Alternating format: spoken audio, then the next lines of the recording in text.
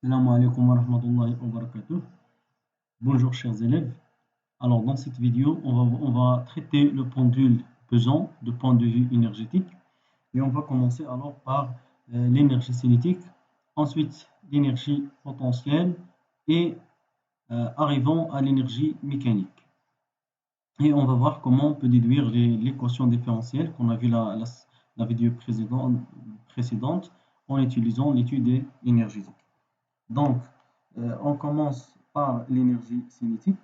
Donc, l'énergie cinétique d'un pendule pesant effectuant un mouvement oscillatoire, c'est tout simplement EC, donc est égal à 1 demi G delta fois θ point au carré. Donc, avec θ point, c'est la vitesse angulaire. G delta, donc G delta, c'est le moment. Donc, c'est le moment par rapport à l'axe de rotation. C'est le moment d'inertie par rapport à l'axe de rotation.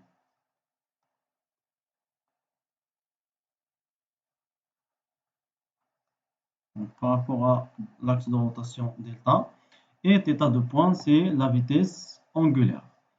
Alors, donc ça c'est la définition de l'énergie cinétique. On va essayer de décrire cette énergie cinétique-là en fonction de θ au carré. D'accord? Donc, on va essayer donc d'écrire EC en fonction de θ au carré. C'est-à-dire, on va chercher θ point en fonction de θ au carré. Donc, on rappelle que nous avons θ de t, c'est θ max, cosinus de p sur t0 plus phi. Donc, ça, c'est la solution de l'équation différentielle qu'on a vue la séance précédente. Alors, je rappelle également que t0, c'est 2p racine de G delta sur mg au g, l'expression de la période propre. Alors, on va donc essayer d'écrire l'énergie cinétique en fonction de θ au carré. Alors, c'est-à-dire on va chercher θ point au carré. Donc, nous avons θ point, c'est la dérivée de θ, donc, qui est tout simplement la dérivée de θm cosinus de p t0 fois t plus phi. Donc, la dérivée de cosinus, donc θ, c'est constante. Donc, θ max, c'est constante. Dérivée de cosinus, c'est moins sinus, avec la dérivée de ce qui est entre parenthèses. Donc, c'est la dérivée de 2p t0 fois t. Donc, la dérivée de t, c'est 1, donc elle reste 2p sur t0. Et la dérivée de phi, c'est égal à 0, et elle est constante. Et la dérivée de cosinus, donc c'est moins sinus. Donc, voilà le 6 moins. Donc, le 6 moins, je l'ai déjà mis, donc fois sinus de p sur t0 fois t plus phi. Donc, ça, c'est θ point. Maintenant, on va enlever θ point au carré. Alors, θ point au carré, donc c'est cette expression-là au carré. Alors, moins 1 au carré, il va devenir un plus. θ max au carré, 2p sur t0 au carré, fois sinus au carré de 2p sur t0 fois t plus phi. Alors s'il vous plaît, notez bien que nous avons une relation mathématique. C'est tout simplement cosinus de x au carré plus sinus au carré de x est égal à 1. Alors, de cette expression-là, on peut déduire que sinus au carré de x, c'est tout simplement 1 moins cosinus au carré de x. Donc, c'est 1 moins cosinus au carré de x. Donc, c'est cette expression-là qu'on va appliquer ici. C'est-à-dire, on va remplacer sinus au carré de 2pi de t0 fois t plus phi par 1 moins cosinus au carré de pi de t0. Voilà. Donc, Donc, θ point au carré devient θ max au carré de P sur T0 au carré. Et le sinus, on va le remplacer par 1 moins cosinus au carré de 2P sur T0 fois T plus phi. Voilà. Maintenant, on va distribuer θ max. Donc, on va faire la distribution de θ max au carré. Donc, θ max au carré fois 1. Donc, 2P, on va laisser 2P T0 en facteur. Et on va avoir ici θ max fois 1, c'est θ max au carré. θ max au carré fois cosinus, c'est θ max au carré fois cosinus au carré de 2P sur T0 fois T plus phi. Alors, cette expression-là, θ max cosinus au carré, c'est tout simplement le carré de θ. Donc, on peut écrire que 2P sur T0, le tout au carré, fois θ max au carré. Et on va remplacer θ max au carré, cosinus au carré, tout simplement par θ de T au carré. Voilà. Donc ça c'est quoi? Ça c'est tout simplement θ point au carré. Et pour le 2P T0 sur T0 au carré, on va exploiter l'expression de T0.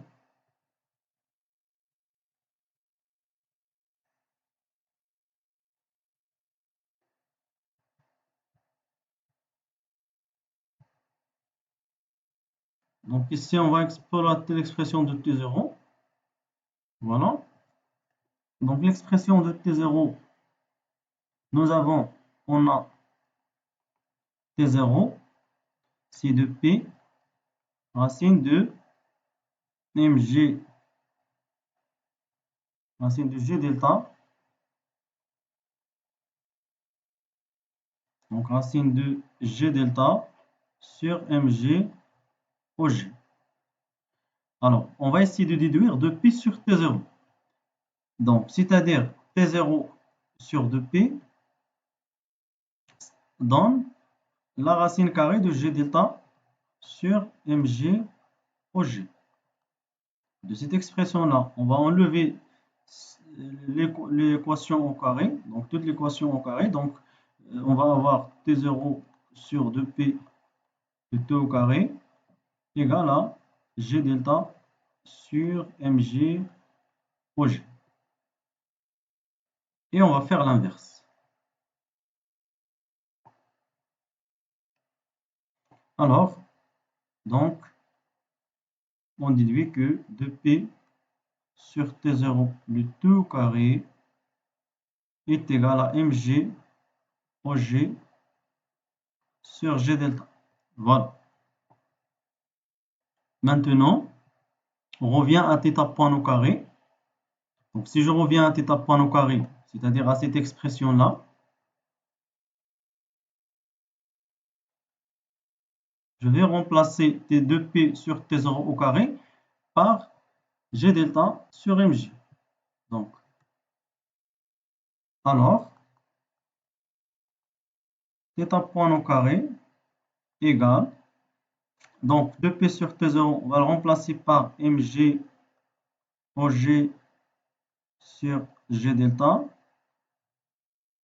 fois θ max au carré moins θ de T au carré. Et ça, donc, c'est l'expression de θ point au carré. Alors, ou bien d'où EC, donc l'énergie cinétique, c'est tout simplement 1 demi G delta fois θ point au carré. Et θ point au carré, c'est mg au g sur G delta fois θ max au carré moins θ au carré. Et je simplifie G delta avec G delta. Et alors, j'obtiens l'énergie cinétique en fonction de θ au carré. Donc, c'est 1 demi mg au g, θ max au carré, moins θ de t au carré.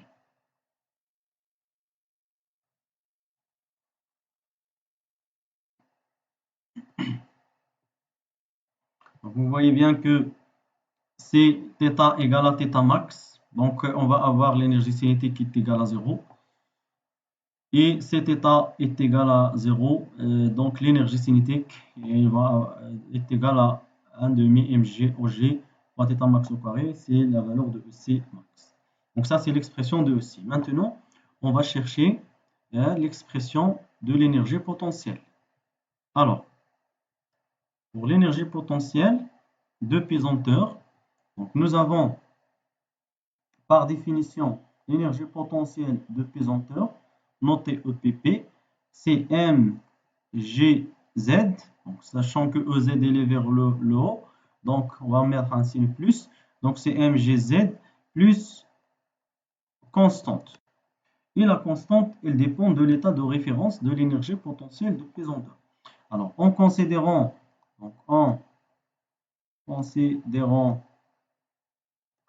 que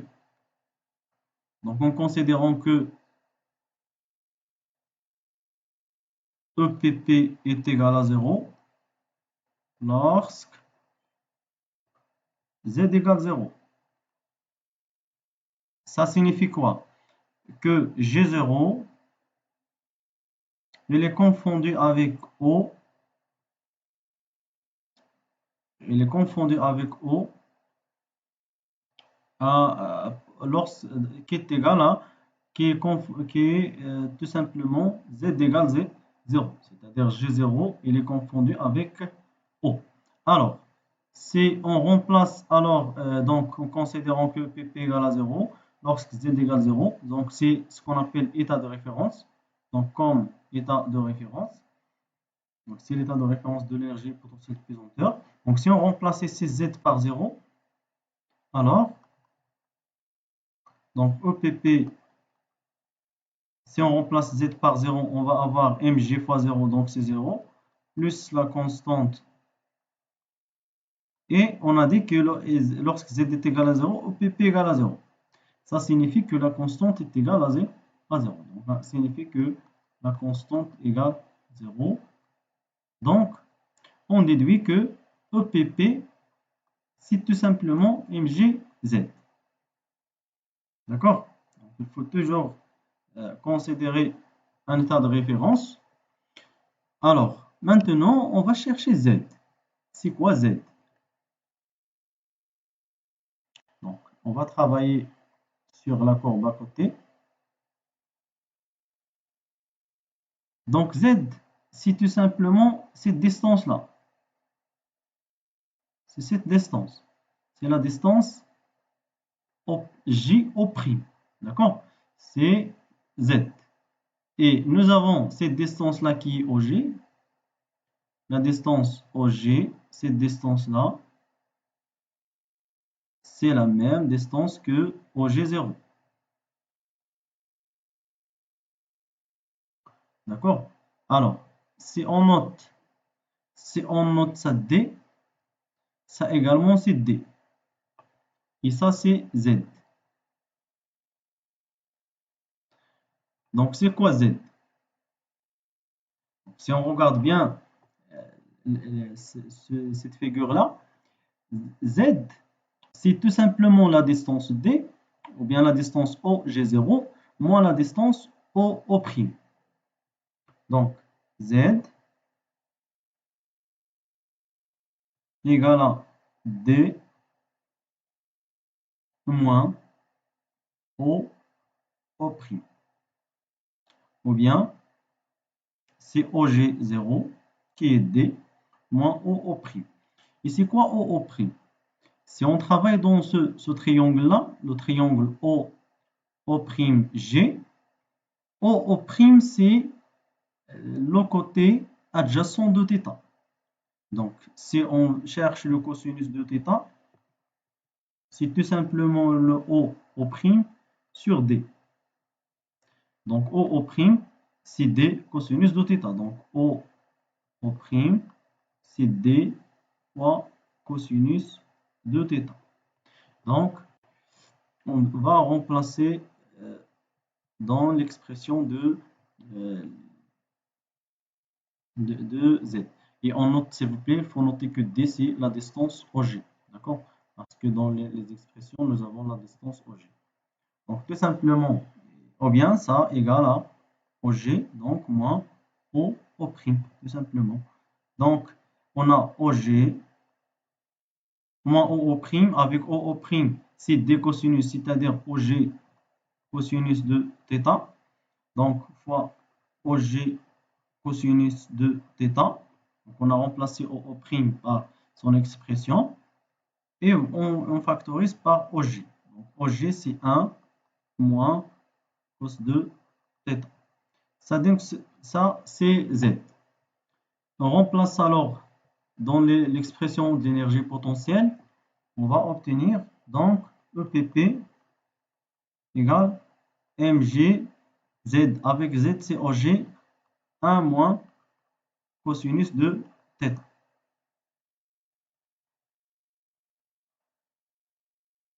C'est l'expression générale de l'énergie potentielle pesanteur d'un pendule pesant. Alors, pour les faibles oscillations, donc pour les petites oscillations,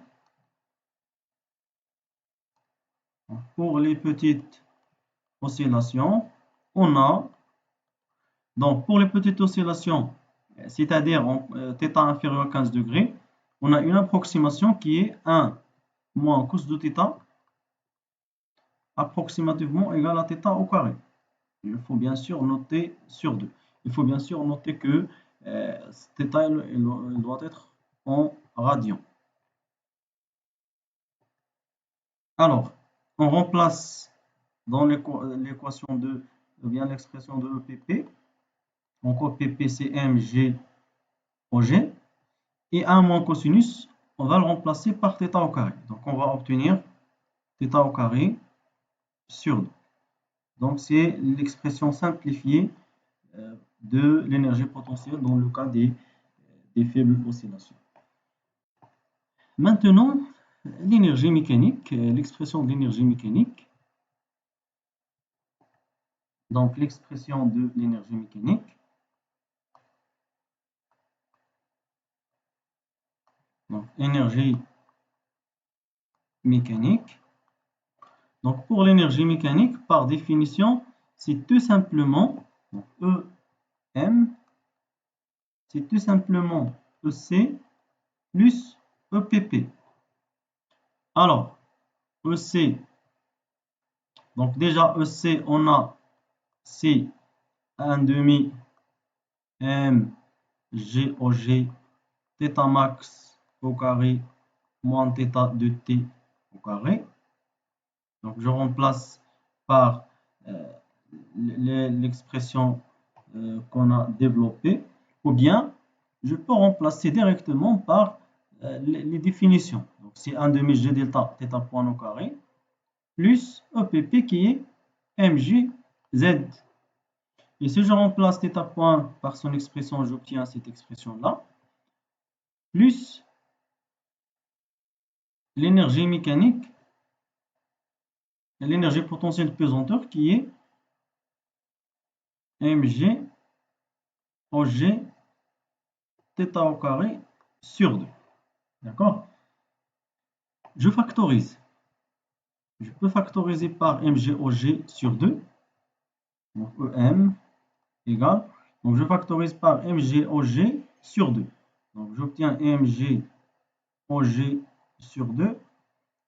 Ici, elle va rester θ max au carré moins θ de t au carré. Et ici, plus θ de t au carré. Donc, θ de t moins θ de t plus θ de t, c'est 0. Il reste alors énergie mécanique CMG OG sur 2 fois θ max au carré. Donc ça, c'est l'expression de l'énergie mécanique qui est égale à une constante. Parce que les frottements, dans ce cas, ils sont négligeables. C'est l'expression de l'énergie mécanique dans le cas d'un pendule pesant. Alors, remarque, si on cherche l'équation différentielle, donc notez une remarque, donc équation différentielle.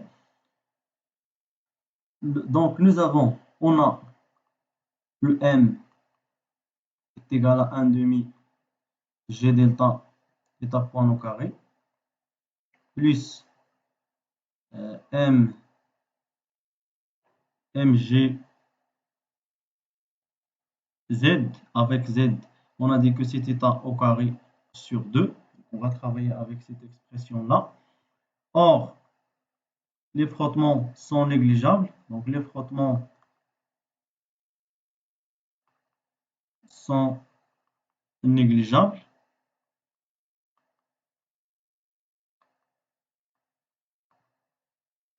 Ce qui fait que EM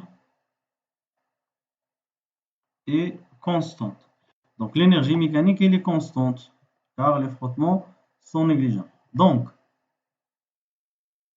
la dérivée de EM par rapport au temps est égale à 0. Car les frottements sont négligeables et EM elle est constante.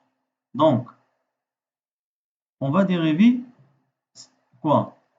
Dérivée de EM, c'est la dérivée de quoi? De 1 demi G delta θ point au carré plus mg θ au carré sur 2. Ici, j'ai oublié OG. Hein. J'ai oublié OG. mg OG fois θ au carré. Donc, la même chose ici. On va mettre mg OG. θ au carré est égal à 0. D'accord? Alors, donc la dérivée de ça, 1 demi G delta, c'est constante. Donc, 1 demi G delta. La dérivée de θ point au carré, donc je vais essayer de la mettre avec une autre couleur.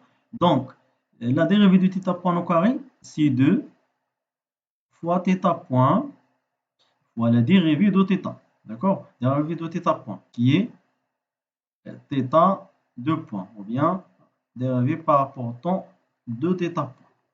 D'accord?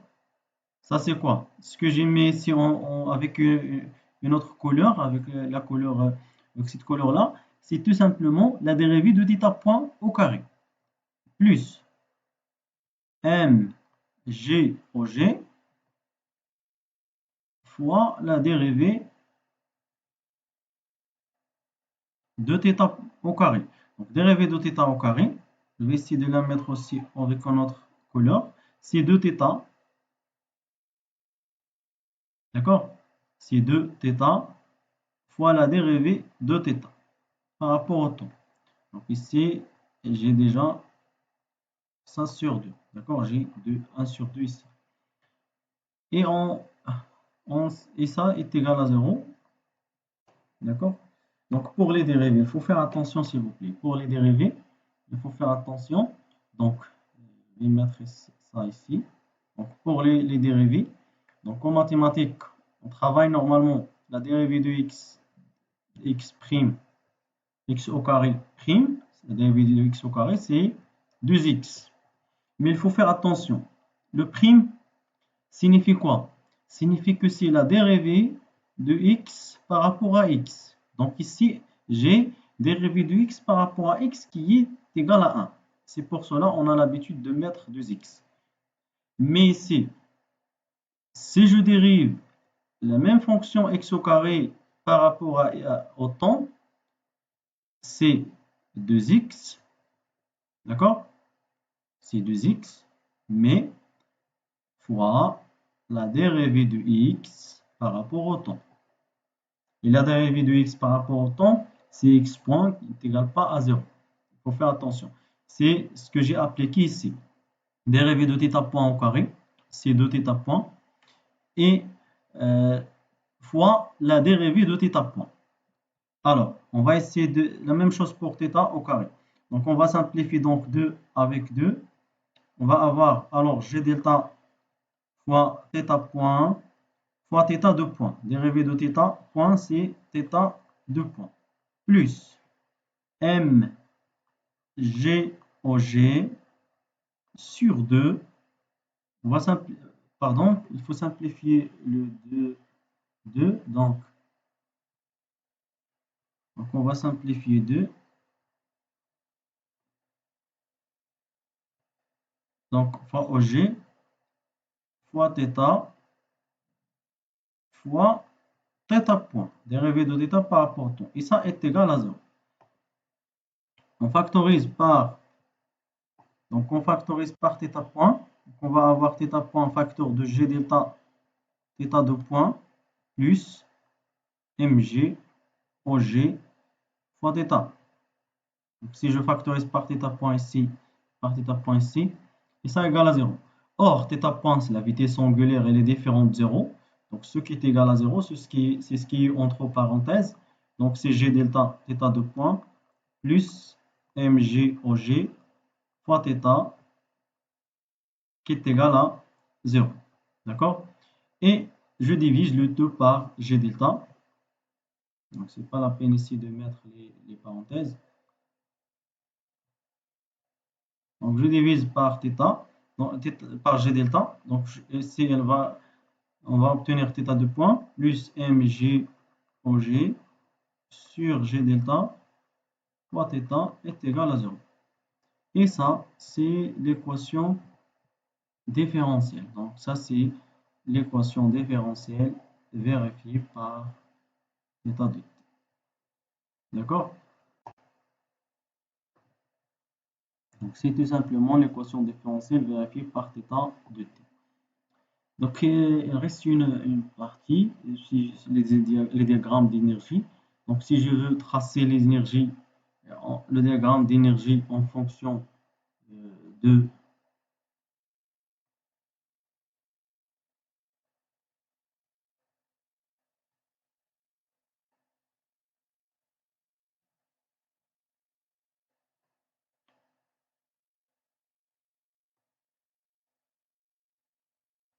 donc si je veux tracer le diagramme d'énergie en fonction de θ,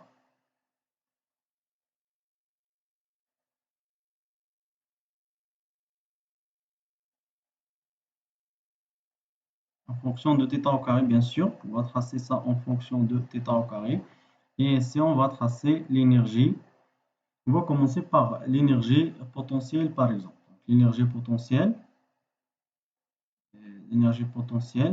c'est tout simplement, donc CEPP est égal à mg/g fois θ au carré sur 2. D'accord? L'expression simplifiée. Donc, ici, l'énergie varie entre θ max et en θ max. Et ça, c'est 0. Donc, lorsque θ égale à θ max, on va avoir ça égal à mg au g sur 2 fois θ max au carré. Donc ça, c'est la valeur de l'énergie mécanique qui est mg au g θ max au carré sur 2. C'est cette expression. Et donc cette expression, elle va rester constante. Cette expression-là, elle va être constante. C'est l'expression de l'énergie mécanique. D'accord? Donc c'est l'expression de l'énergie mécanique. C'est l'expression de l'énergie mécanique qui est mg au g sur g delta. Donc qui est mg au g sur 2 fois θ max au carré. C'est cette expression-là. D'accord? Alors, si θ égale à θ max, on va avoir OPP égale mg au g θ max au carré et va commencer égal à cette valeur-là. Si θ au carré égale 0, ce point-là, EPP aussi égale à 0. Donc c'est la courbe, elle va passer par 0. Si θ max égale moins θ de t au carré égale à θ max au carré, on va avoir ici mg au g, θ max au carré. C'est cette expression. C'est ce point-là. Donc, et la fonction, c'est une parabole, parce qu'on a θ au carré. Il a la même forme que x au carré. Donc, on va avoir quelque chose comme ça. Donc, on va avoir le diagramme de EPP comme ça. Donc, ça, c'est l'expression de EPP. Maintenant, si on veut tracer EC, si on veut tracer l'énergie cinétique,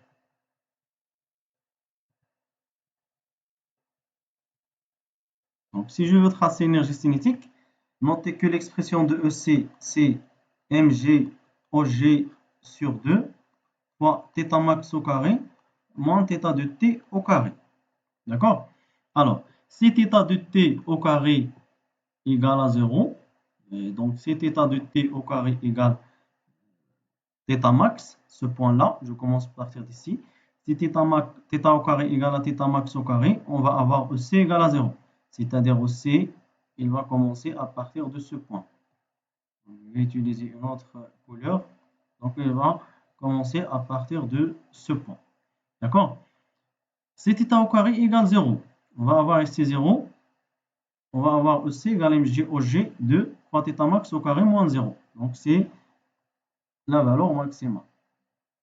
Et encore, si θ max égale moins θ max, on va avoir EC égale à 0. Alors, on va avoir un diagramme de cette forme.